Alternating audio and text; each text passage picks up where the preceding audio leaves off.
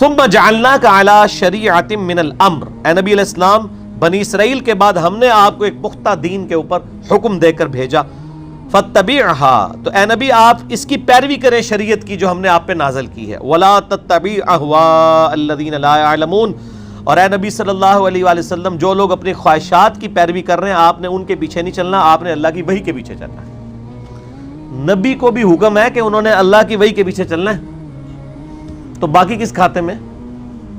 قرآن میں 3 دفعہ یہ آیت آئی ہے، سورہ یونس میں، سورۃ الانعام کے اندر، سورہ الزمر کے اندر۔ قل انی اخاف ان عصیت ربی عذاب یوم عظیم، اے نبی تم فرماؤ کہ مجھے تو خود ڈر ہے اس بات کا کہ اگر میں نے بھی اللہ کی نافرمانی کی تو بڑے دن کا عذاب مجھے بھی آ پکڑے گا۔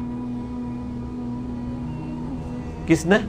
نبی صلی اللہ علیہ وسلم۔ یہ باتیں اس لیے کہلوائی گئیں، حالانکہ نبی علیہ السلام تو اللہ کے محبوب ہیں، صرف اس لیے کہلوائی گئیں کہ تاکہ بعد میں کوئی بندہ تکبر کے ساتھ معاملات کو کلیم نہ کرنا شروع کر دے کہ جی یہ بزرگوں تو نماز کی ضرورت ہی نہیں، اللہ تک پہنچ چکے نا۔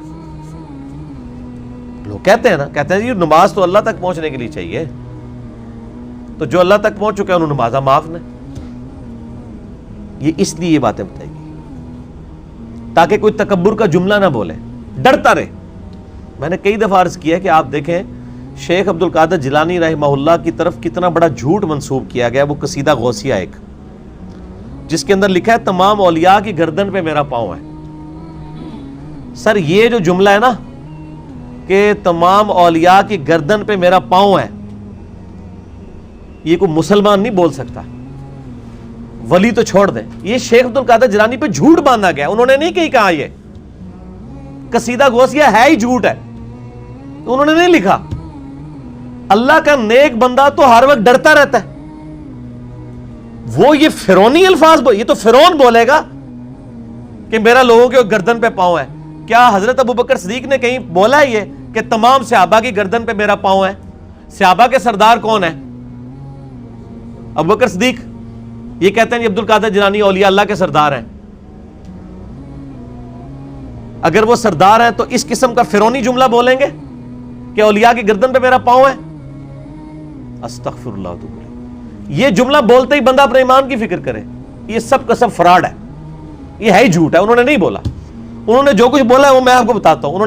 ان کو کسی نے آ کے بتایا کہ عبد القادر عید کا چاند نظر آ گیا، انہوں نے کہا میری عید تو اس دن ہوگی جس دن میں اپنا ایمان بچا کے قبر میں اتر جاؤں۔ سر جو اللہ کا ولی ہوتا ہے اس کو اپنی فکر لگی رہتی ہے، وہ اتنا اکڑ خون نہیں ہوتا کہ لوگوں کو کہتا پھرتا ہے، یہ سب جھوٹ ہے۔ اور جو انسان اپنا پیشاب نہیں روک سکتا وہ یہ جملہ بول سکتا ہے کہ تمام اولیاء کی گردن میں میرا پاؤں ہے؟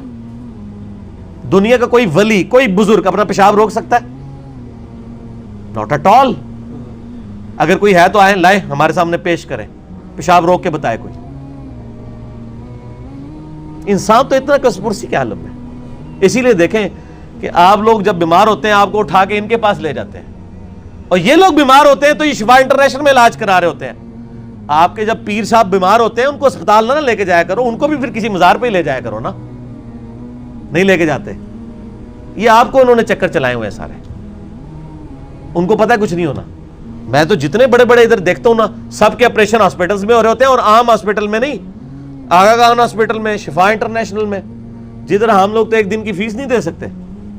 تو سر یہ تو بزرگ ہیں نا، یہ کیوں اسپتالوں میں علاج کراتے ہیں؟ یہ تو لوگوں کو پھوکے مار کے صحیح کر رہے ہوتے ہیں، اپنے آپ کو بھی ٹھیک کریں۔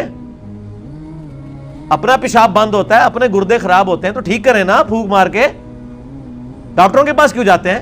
پھر تو اس کا مطلب یہ کہ ڈاکٹر ان سے بڑے بزرگ ہیں نا، جو بزرگوں کو بھی ٹھیک کر رہے ہیں۔ ٹھیک ہو گیا؟ وہ سب اللہ کے بندوں گیم چلائی ہوئی ہے۔ اللہ سے مانگے، اسباب اختیار کریں۔ دوائی کرنا سنت ہے اور دوائی پہ یقین نہ رکھنا فرض ہے۔ اسباب آپ نے اختیار کرنے ہیں۔ پانی کے بغیر پیاس نہیں بجھے گی، یہ سبب ہے، لیکن پانی پینے کے بعد بھی کوئی گارنٹی نہیں کسی کی پیاس بجھ جائے۔ گنہگار بندے کی موت کا وقت قریب آتا ہے نا، تو روایتوں میں آتا ہے کہ اسے اگر سمندروں کا پانی بھی پلا دیا جائے نا، اس کی پیاس نہیں بجھے گی۔ جب اللہ ہی نے پیاس نہیں بجھنے دینی تو سبب یہی اختیار کریں گے، لیکن نظر مسبب الاسباب پہ۔ اللہ اکبر. انہم لن یغنوا عنک من اللہ شیئا، یہ لوگ اللہ کے مقابلے پر اے نبی علیہ السلام آپ کو کچھ فائدہ نہیں پہنچا سکتے. وَإِنَّ الظَّالِمِينَ بَعْضُهُمْ أَوْلِيَاءُ بَعْضٍ، اور ظالم لوگ بعض کے دوست ہیں. وَاللَّهُ وَلِيُّ الْمُتَّقِينَ، جبکہ اللہ جو ہے وہ پرہیزگاروں کا دوست ہے. جس طرح کافر ایک دوسرے کو سپورٹ کرتے ہیں، اللہ تعالیٰ بھی اپنے بندوں کو سپورٹ کرتا ہے. لیکن وہ اللہ کا بندہ بنے، فرعون نہ بنے. اللہ کا بندہ کون ہوتا ہے؟ جو لوگوں کو اللہ کے ساتھ جوڑتا ہے، جو اپنے ساتھ جوڑے، اپنی عبادت کروائے، اپنے سامنے جھکوائے، اپنے پاؤں چموائے. وہ تو اپنی عزت کروا رہا ہے. ترمذی میں حدیث ہے، انس بن مالک کہتے ہیں کہ نبی علیہ السلام کے استقبال میں ہم کھڑے نہیں ہوتے تھے، کیونکہ آپ نے منع کیا تھا. اب ہم اس کو برا سمجھتے تھے. ہزاروں صحابہ کی موجودگی میں نبی علیہ السلام تشریف لاتے تھے، آپ کے استقبال میں کوئی نہیں کھڑا ہوتا تھا.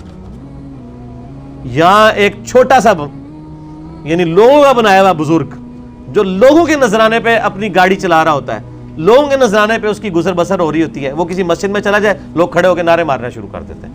اور کدھر نعرے مارے ہوتے ہیں؟ مسجد میں. گھر اللہ کا ہے اور تعظیم کس کی ہو رہی ہے؟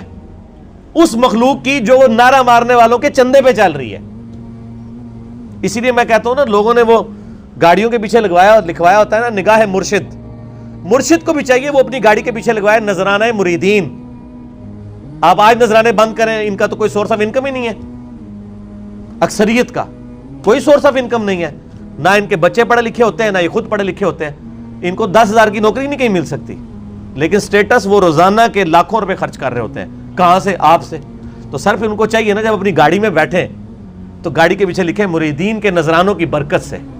آزا من فضل ربی تے نہ نے لکھنا تے نہ دے مرید نے لکھنا ہے. وہ تو توفیق نہیں کسی نے ہونی. اصل تو یہ ہونا چاہیے آزا من فضل ربی. تو اگر اتنے مریدین لکھ رہے ہیں نگاہ مرشد، تو پیر بھی لکھ دے نذرانہ مرید کی برکت سے، جو سچائی ہے. دوسرے والی تو ہے ہی جھوٹ ہے. نگاہ مرشد کے جس مرشد میں تسی پال رہے ہو، مرشد تو کس نے پال سکتا ہے؟ اللہ پال رہا ہے، اللہ دے رہا ہے. اللہ کافروں کو بھی دیتا ہے، اللہ مسلمانوں کو بھی دیتا ہے. اللہ جانوروں کو بھی دیتا ہے، اللہ درختوں کو بھی دیتا ہے. سب اللہ دینے والا ہے. اللہ طرف ہمارا ہے واللہ ولی المتقین، اللہ تعالیٰ پشت پناہ ہے پرہیزگاروں کا. ھذا بصائر للناس، یہ لوگوں کے لیے بصیرت افروز باتیں ہیں، آنکھیں کھولنے کے لیے. وَھدًى وَرَحْمَةٌ لِقَوْمٍ يُوقِنُونَ، اور ہدایت اور رحمت ہے یہ قرآن ان لوگوں کے لیے جو بات یقین کرنا چاہیں. جنہوں نے نہیں ماننی ان کے لیے قرآن میں کوئی ہدایت نہیں. ام حسب الذین اجترحوا السیئات ان نجعلهم كالذین آمنوا وعملوا الصالحات سواء محیاہم ومماتہم، کیا وہ لوگ جو برائیوں کا ارتکاب کرتے ہیں، کیا ہم ان کو ویسا ہی بنا دیں گے کہ جو ایمان لائیں اور نیک اعمال کریں، کہ یکساں ہو جائے دونوں کا جینا اور مرنا؟ نہیں. دنیا میں بھی بادشاہ جو ہوتے ہیں وہ اپنے تابع فرمان بندوں کو نوازتے ہیں، دشمنوں کو سزا دیتے ہیں. تو اللہ تعالیٰ ماتا ہے جو میرے ماننے والے ہیں وہ اور جو میرے نہ ماننے والے ہیں، میرے نافرمان، ان کو میں برابر کر دوں گا؟ ان کی زندگی اور موت برابر ہوگی؟ نہیں. زندگی ہو سکتا ہے کافر کی بہتر ہو، لیکن مرنے کے بعد ایمان والے اور نیک عمل کرنے والے کے لیے آخرت میں اللہ کا انعام ہے. ساء ما یحکمون، کتنا برا حکم تم لگا رہے ہو اگر تمہارے دماغ میں کہیں یہ بات ہے کہ یہ لوگ برابر ہو سکتے ہیں. وَخَلَقَ اللَّهُ السَّمَاوَاتِ وَالْأَرْضَ بِالْحَقِّ، اور اللہ نے آسمان اور زمین کو پرپز فل پیدا کیا ہے. وَلِتُجْزَىٰ كُلُّ نَفْسٍ بِمَا كَسَبَتْ، تاکہ بدلہ دیا جائے ہر جان کو جو اس نے کمایا. وَهُمْ لَا يُظْلَمُونَ، اور کسی پہ ظلم نہیں ہوگا. یہ اللہ نے ایک لائن کے اندر مقصد بیان فرما دیا ہے کہ زمین و آسمان کی پیدائش کا مقصد یہ ہے کہ اللہ تعالیٰ آزمائے گا کون نیک عمال کرتا ہے، اس کے بعد اللہ تعالیٰ نیک عمال والے کو اس کے عمال کا بدلہ دے گا، برے عمال والے کو اس کے عمال کا بدلہ دے گا. اب بڑی سخت آیت آ رہی ہے قرآن حکیم کی، اس ایک آیت پہ گھنٹوں بولا جا سکتا ہے. افرائیت من اتخذ الہہ ہوا، اے نبی صلی اللہ علیہ وآلہ وسلم بھلا تم نے اس شخص کو دیکھا جس نے اپنی خواہش نفس کو اپنا خدا بنا لیا.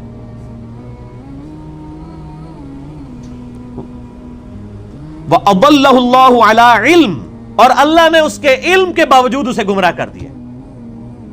وَخَتَمَ عَلَىٰ سَمْعِهِ وَقَلْبِهِ، اور اللہ نے اس کے کانوں پر اس کے دل پر مہر لگا دی ہے، وجعل علی بصرہ اور اس کی آنکھوں پر غشاوہ پردہ ڈال دیا ہے، فمن یہدہ من بعد اللہ افلا تذکرون، تو بتاؤ اب اللہ کے بعد کون ہے جو اس کو ہدایت دے؟ کیا تم غور نہیں کرتے؟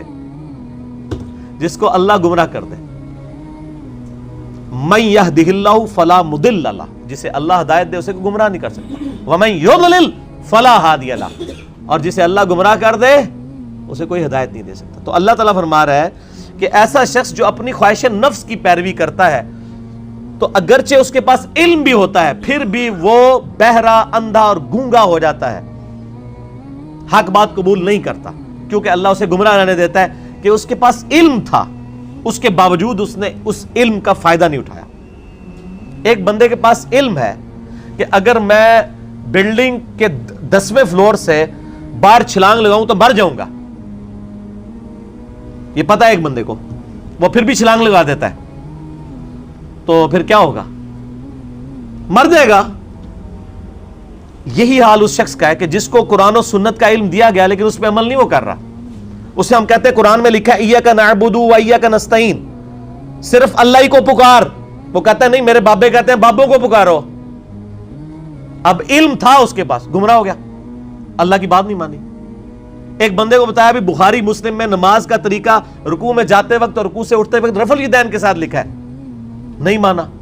ایک بندے کو بتایا کہ تم ہر مہینے 11ویں دیتے ہو، جبکہ 11ویں والے پیر کی جو اپنی کتاب ہے غنیت الطالبین اس میں نماز کا طریقہ وہی لکھا ہے جو بخاری مسلم میں لکھا ہوا ہے، وہ کہتا ہے میں نے رفع الیدین نہیں کرنا۔ تو ضد کا تو کوئی علاج نہیں ہے۔ یہ وہ لوگ ہوتے ہیں جو علم کے باوجود گمراہ ہو جاتے ہیں، علم ہے، اسی لیے ہم اکثر وہ لوگ کہتے ہیں وہ ایڈے بڑے وہ مولویوں کو نہیں پتا لگا، وہ پاگل نے، تو ہمیں پتا سمجھ آ گیا۔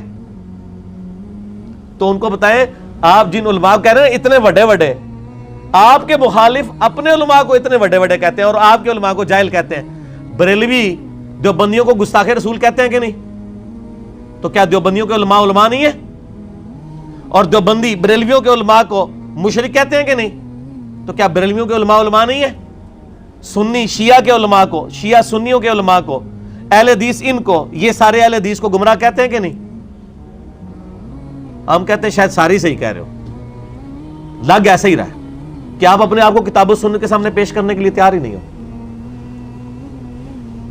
اگر کسی کو بات پتہ چلے وہ اللہ کا شکر ادا کرے، جی میرے تک بات پہنچ گئی، مجھے اس سے کوئی غرض نہیں ہے کہ دنیا کیا کر رہی ہے، مجھے صرف اس چیز سے غرض ہے کہ میرے نبی نے کیا مجھے حکم دیا ہے صلی اللہ علیہ وآلہ وسلم۔ اور نبی جو امت کو دے کے گئے ہیں کوئی بابا نہیں دے کے گئے۔ حجۃ الوداع کے موقع پہ کیا فرمایا؟ میں اپنے بعد تم میں 2 چیزیں چھوڑ کے جا رہا ہوں، کیا 2 بابے، 2 مولوی، 2 شیخ القرآن، 2 بزرگ، 2 صوفی؟ نہیں، کہا اللہ کی کتاب، اس کے نبی کی سنت، اس کو پکڑو گے ہدایت پہ رہو گے، اس کو چھوڑ دو گے گمراہ ہو جاؤ گے۔ تو دین تو یہ ہے۔ ایک بندہ آپ کو قرآن سکھا تو رہا ہے لیکن خود قرآن پہ عمل نہیں کر رہا، تو اس کا قرآن کا سکھانا کیا ہے؟ میں آپ کو کلمہ پڑھا کے مسلمان کر دوں، جب آپ مسلمان ہو اور میں آپ کو بتاؤں کہ یہ اللہ کی کتاب ہے، آپ کتاب کھول کے مجھے کہیں گے آپ نے مجھے مسلمان تو کیا لیکن اس کتاب میں جو کچھ لکھا آپ تو اس پہ عمل ہی نہیں کر رہے، تو آپ اس کو کیا یہ کہیں گے کہ میں تمہیں کلمہ پڑھایا اس واسطے میں جو کہوں گا وہی صحیح ہے، یہ کہیں گے یا قرآن کو مانیں گے؟ کلمہ پڑھانا تو اپنی جگہ ہے، بخاری مسلم حدیث ہے اللہ تعالیٰ فاسق سے، بدکار شخص سے بھی دین کا کام لے سکتا ہے۔ اگر کسی نے کسی کو کلمہ پڑھایا یہ اس کی بزرگی کی دلیل نہیں ہے۔ اگر کوئی کہتا ہے آج ڈاکٹر ذاکر نائک نے ہزاروں لوگوں کو کلمہ پڑھایا ہے، بریلوی دیوبندی اس کو بزرگ کیوں نہیں مان لیتے؟ پھر تسی بھی جھوٹ مارنے بند کر دو، 90 لاکھ نو کلمہ پڑھایا ہے، ادو تو 90 لاکھ بادی کوئی نہیں سی۔ اگر آپ نے کلمہ پڑھانے کو کسی کی بزرگی ماننا ہے تو ڈاکٹر ذاکر نائک نے ہزاروں لوگوں کو کلمہ پڑھایا ہے نا، تو کیا بریلوی دیوبندی اور شیعہ مان لیں گے اسے بزرگ؟ تو سر بریلوی دیوبندی اگر اپنے بابوں کو کہتے ہیں اتنوں کو کلمہ پڑھایا تھے، تسی بھی اپنے بوجھے چ رکھو، پھر وہ کہنے کے نہیں جی کلمہ پڑھانے نال کیا ہوندا ہے تے وہ بد عقیدہ ہے نا، تو سر تسی بھی تواڈے کلمہ پڑھانے نال کیا ہوندا ہے، تواڈے بھی اگر بد عقیدہ نے تو کوئی فرق نہیں پڑتا۔ فرق کس سے پڑتا ہے؟ قرآن و سنت سے۔ اللہ کے نبی کے قدموں تک پہنچو، کسی بابے کے قدموں تک نہیں۔ اس لیے فرمایا تم میں 2 چیزیں چھوڑ کے جا رہا ہوں، اللہ کی کتاب، اس کے نبی کی سنت، قیامت تک کے لیے 2 چیزیں، جو اس پہ عمل کرے گا ہمارے سر کا تاج ہے، اور جو عمل نہیں کرتا گستاخ رسول ہے. اصل میں گستاخ وہ ہے. ٹھیک ہو گیا جی؟ آگے چلے جی. اللہ تعالیٰ فرماتا ہے وَقَالُوا مَا هِيَ إِلَّا حَيَاتُنَا الدُّنْيَا، اور یہ لوگ تو کافر کہتے ہیں کہ بس دنیا کی زندگی ہے، نموت ونحیا، ہم اسی میں مرتے ہیں اور جیتے ہیں، وَمَا يُهْلِكُنَا إِلَّا الدَّهْرُ، اور ہمیں جو ہلاک کرتا ہے نا وہ زمانے کی گردش کرتی ہے، یعنی جب ٹائم پورا ہوتا ہے تو ہم مر جاتے ہیں. کوئی یہ زندگی موت کا نظام کسی خدا نے کنٹرول نہیں کیا ہوا، نہ قیامت قائم ہونی ہے، نعوذ باللہ.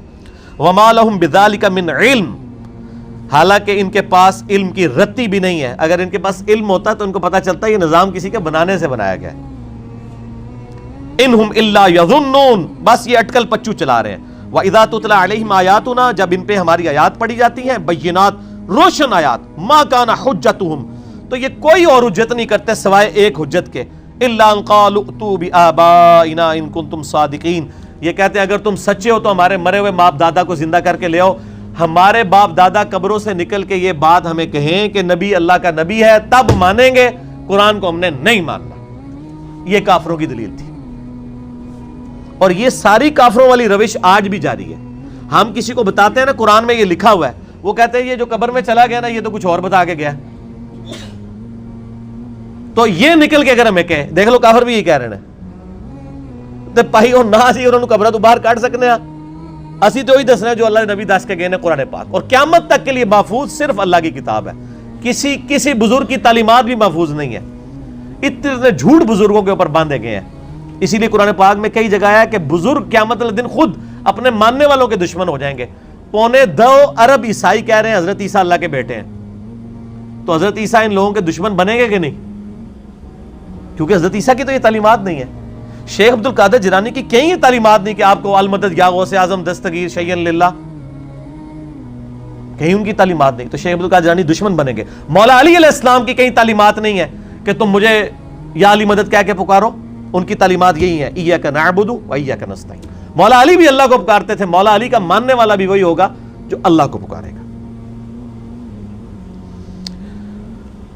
تو اللہ تعالیٰ ماتا جب یہ حجت کرے تم ان کو کہو قُلِ اللَّهُ يُحْيِيكُمْ ثُمَّ يُمِيتُكُمْ، اللہ تمہیں زندہ کرتا ہے وہی موت دیتا ہے. ثُمَّ يَجْمَعُكُمْ إِلَى يَوْمِ الْقِيَامَةِ، پھر قیامت دن بھی وہ تمہیں جمع کرے گا. لا ریب فیہ، جس میں کوئی شک نہیں ہے. وَلَٰكِنَّ أَكْثَرَ النَّاسِ لَا يَعْلَمُونَ، لیکن اکثر لوگ اس حقیقت سے ناواقف ہیں. اللہ نے فرمایا کہ بھئی یہ بتا دو کہ اللہ میں اور باقی ہستیوں میں یہ فرق ہے کہ وہ زندگی اور موت دیتے ہیں. تو لے آؤ ان کو. اللہ کے علاوہ کوئی زندگی اور موت دے سکتا ہے؟ نہیں دے سکتا. اگر کوئی کیسا کہتا ہے کہ دے سکتا ہے، اور جناب کس کس قسم کے جھوٹ، یعنی انہوں نے، یعنی وہ جی شیخ عبد القادر جیلانی رحمۃ اللہ علیہ نے ایک ڈوبی ہوئی بارات جو ہے وہ مرنے کے اتنے سال بعد زندہ کر دی تھی.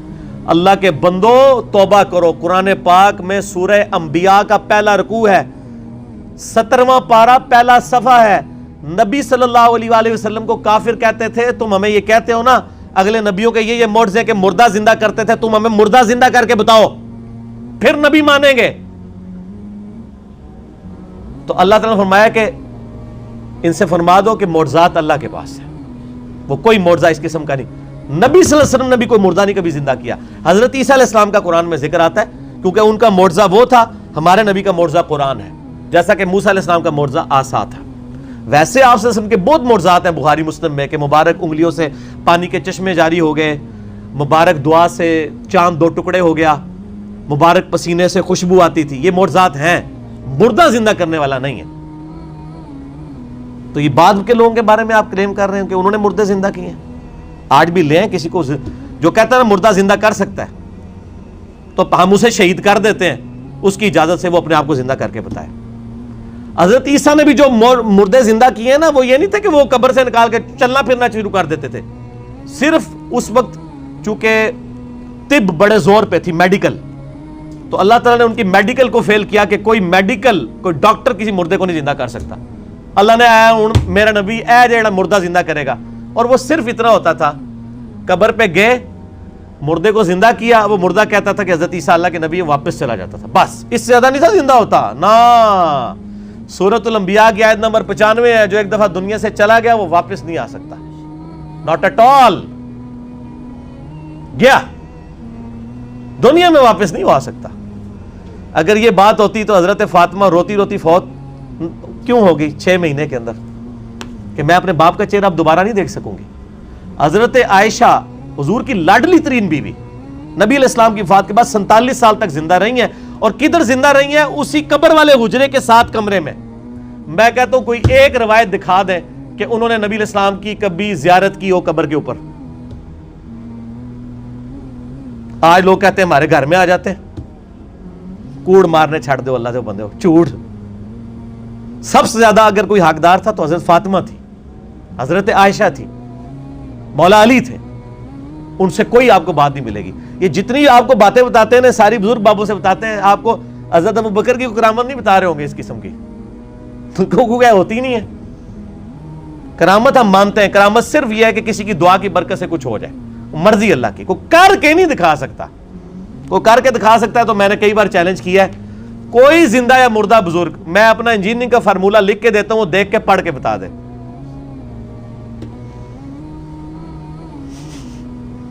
وہ جن کو چیلنج دے رہے ہوتے ہیں وہ کہتے ہیں نہیں یار نہیں پڑھ سکتے ہو. اللہ تو پڑھ سکتا ہے نا, میں اگر کوئی فارمولہ لکھوں اللہ تو پڑھ سکتا ہے نا. اگر آپ مانتے ہیں کہ اللہ ان کو پڑھاتا ہے, اللہ ان کو سب کچھ دے, اللہ دیتا ہے, تو پڑھن نہ پھر. اور میں تو اس سے بڑی بات کرتا ہوں, ان کی آپ نمازیں سنیں, یہ نماز بھی صحیح نہیں پڑھتے ہوتے. میں نے کئی لوگوں کی نمازیں سنی ہیں, نماز غلط پڑھ رہے ہوتے ہیں. ایو النبیوں کو میں نے بتایا نا, ادھر ایک بہت بڑے پیر صاحب تھے جیلم میں نام نہیں لیتا. ایک دن میں نے ان کی نماز سنی, ہم وہ بھی شغل ملے میں بیٹھ گئے نماز سنانے کے لیے.